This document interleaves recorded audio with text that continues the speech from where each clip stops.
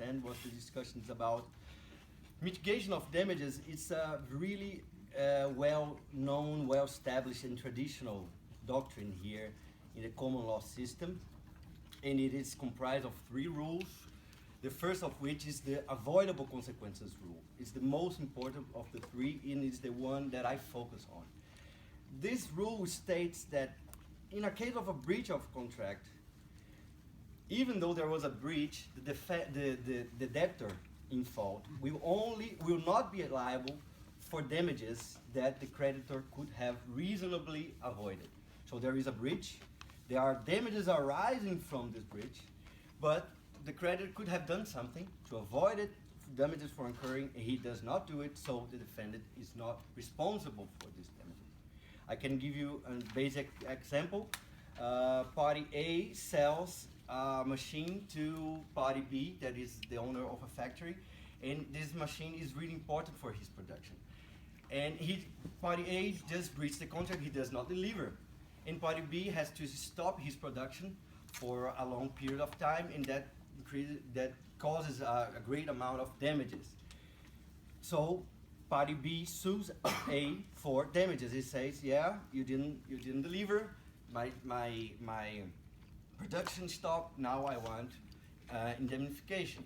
But if party A can prove in court that party B could have bought this machine somewhere else, and it was really actually easy for him, and he didn't do it, he will not be anymore liable for these damages that party B could have avoided. So this is not only in common law, this is also very common in the conventions for international private law. The United Nations Conventions has a provision about that. The Common European Sales Law that has a provision about that. For principles of European contract law. So it's pretty much everywhere. And now it begins my problem.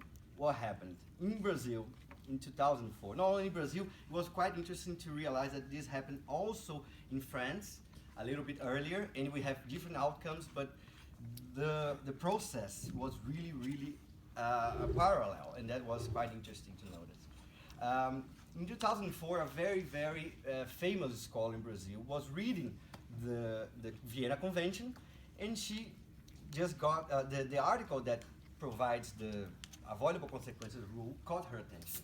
And she was like, oh, this is quite interesting. Do we have this in Brazil?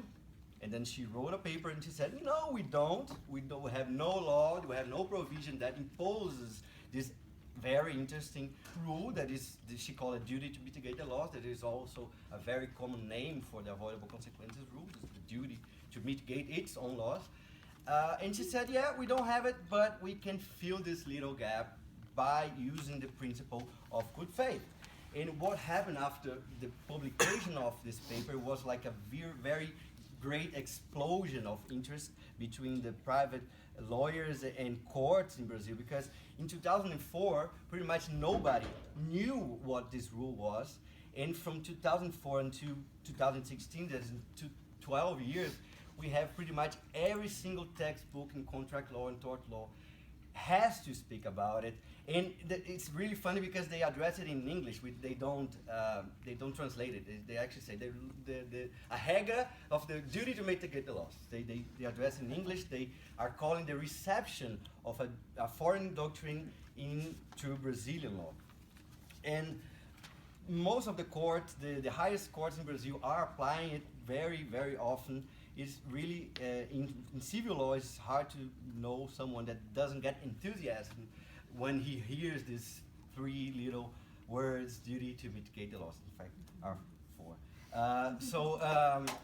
This reception in Brazil has 3 characteristics, as I already mentioned. One is the idea that we are importing something from the Anglo-American legal system, that there is a legal gap in the solution of the problem in the Brazilian law, and that there is a major focus on the theoretical aspects of this rule.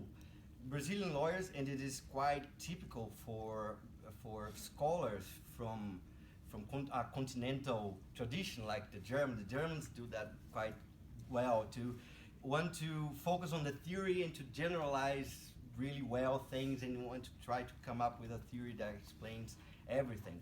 So there is no, what I mean is there is no much attention into concrete cases and particular cases, but more like what is the theoretical basis of the duty to mitigate the loss in Brazil? Is it causation? Is it contributory negligence? Is it estoppel? Is it the principle of good faith? But now for you to understand how I did my research, I divided in 3 parts. And for you to understand this division, I have just to make a quite brief critiques to this panorama that I just gave. First, when I started to research about this subject, I started to realize that some assumptions were actually wrong. The duty to mitigate the loss was not born in American law or in English law or in the common law system.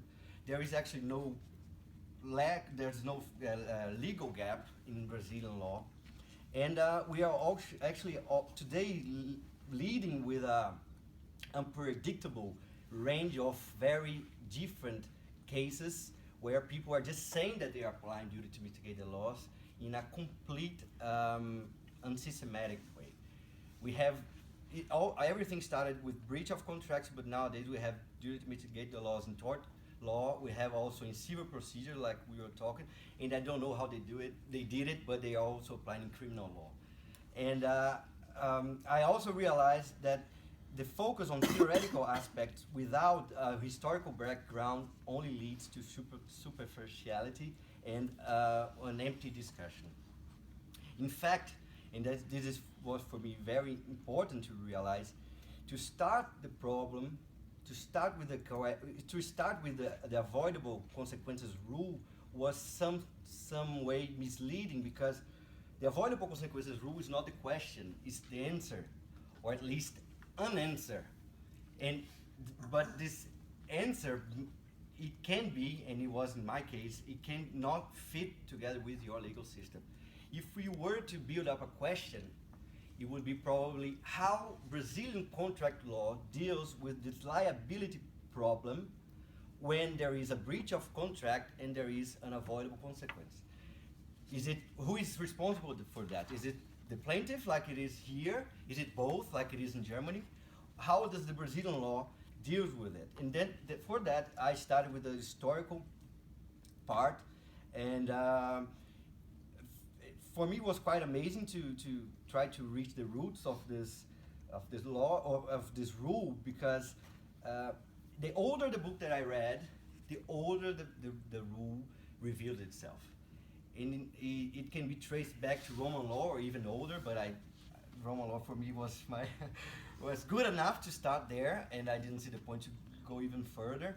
But for me, it was the most important conclusion from my historical part was to see the relation between avoidable consequences rule and another rule that is very traditional in the civil law system, that is the direct and immediate effect rule.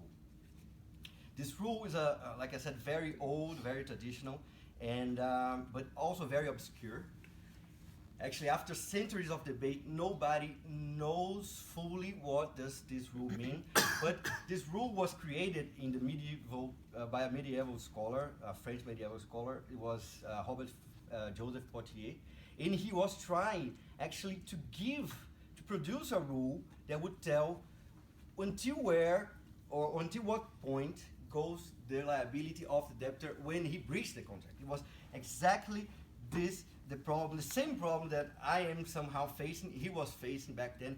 And he said, and he came up with this rule that says that in a case of a breach of contract, the debtor will only be liable for direct and immediate consequences of the breach.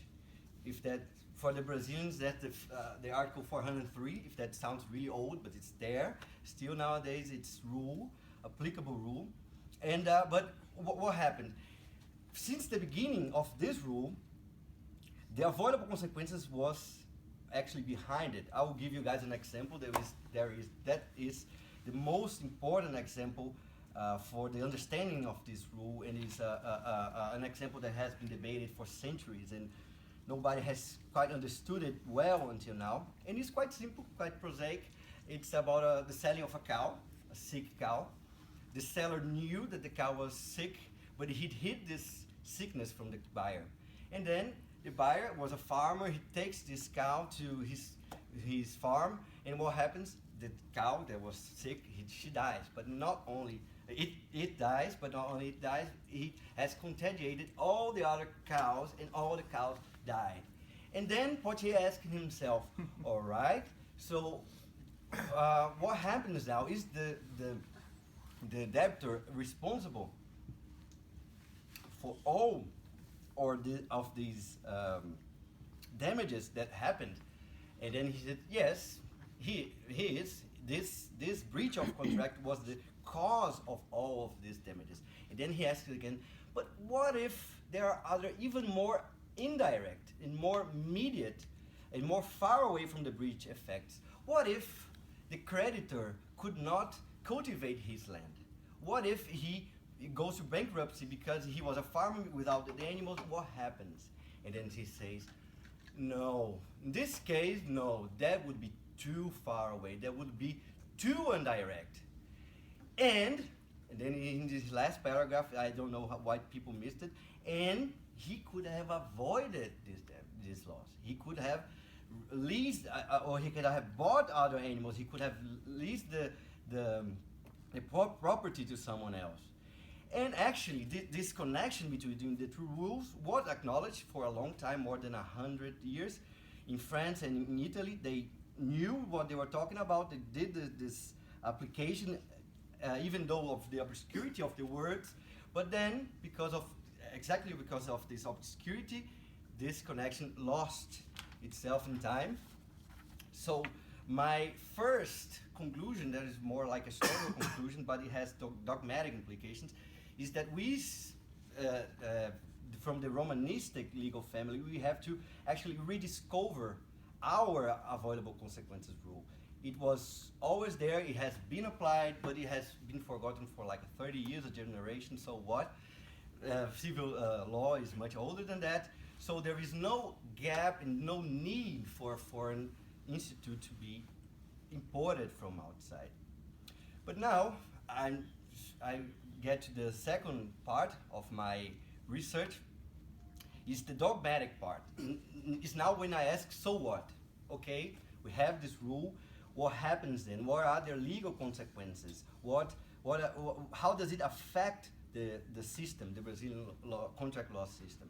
So there are two major topics that I will address in this part. It will be the requirements of application for this rule, when it is applied, under what circumstances it is applied, and the other one is the scope of application, ou seja, that means to what extent.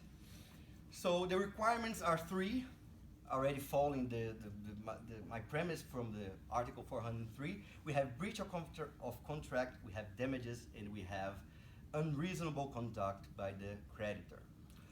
Breach of contract, that seems really obvious, but one has to keep in mind the distinction between breach of contract and unilateral dissolution.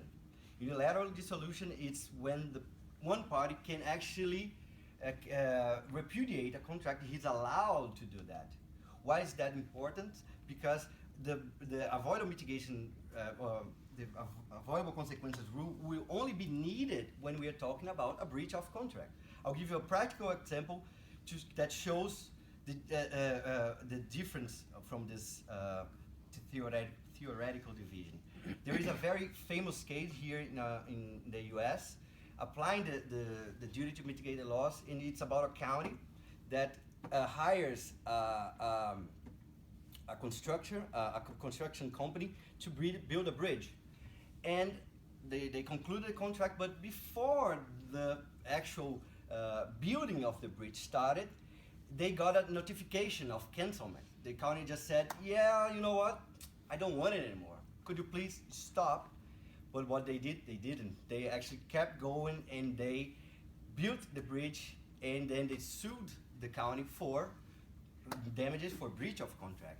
And the court concluded, yeah, they did breach the contract, but you could have avoided the damages if you have followed the notification of cancelment, there would be no such a big amount of